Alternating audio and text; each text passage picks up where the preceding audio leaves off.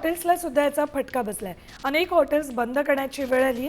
उद्यापासून हॉटेलमधले अनेक मेन्यूही कमी केले जातील. तर पुढच्या 2-3 दिवसात हॉटेल्स बंद करावे लागतील अशी भीती हॉटेल असोसिएशनने व्यक्त केली.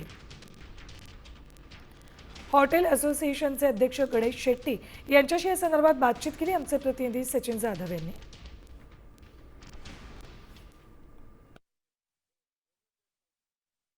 तर काय आजची सिच्युएशन आहे? खरं तर अनेक छोटी हॉटेलं जी आहेत ती बंद करण्यात आलेले आहेत बऱ्यापैकी. नाही, सिच्युएशन तर आता वाईटात वाईट होत चालले, कारण काय गॅस सप्लाय तर नाही आहे. आता जे छोटे छोटे हॉटेल तर त्यांनी बंदच केलं, त्यामुळे तिथं तर कामगारांचा फटका बसलाय. मेसचं बंद झाले, खूप मेस आता हळूहळू एक एक एक एक करून मेस बंद होत आहेत. जसं जसं ते दिवस वाढले आणि सिलेंडर सप्लाय नाही, ते मेस पहिले बंद होणार. म्हणजे आणि छोटे छोटे जे रेस्टॉरंट आहेत त्यांना, म्हणजे हॉटेल आहे म्हणा, धाबे म्हणा, त्यांना जर दुसरीकडनं सप्लाय नाही मिळालं तर ते बंद होणार. आता लोकांनी काय केलं, थोडंसं राशनिंग करायला सुरुवात केली, हळूहळू कमी करायला सुरुवात केली. सगळे प्रोडक्शन जे काय पहिल्यासारखं तुम्हाला मोठा मेनू आता मिळणार नाही. भेटून पण मेनू पण कन्वर्ट करते, हळूहळू कमी करते. मेनू कमी केलाय बऱ्यापैकी. नाही, आता मेनू करायला सुरुवात केली लोकांनी, कुठलं कुठलं होऊ शकतं ते.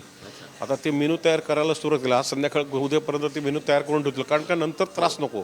आता ते आमचं एकदम मोठा मेनू आता तुम्हाला मिळणार नाही, तुम्हाला एक छोटा मेनू मिळेल, एवढंच डिश आमच्याकडे आहे. कॅमेरामन सुमितसह सचिन जाधव, साम टीव्ही न्यूज, पुणे.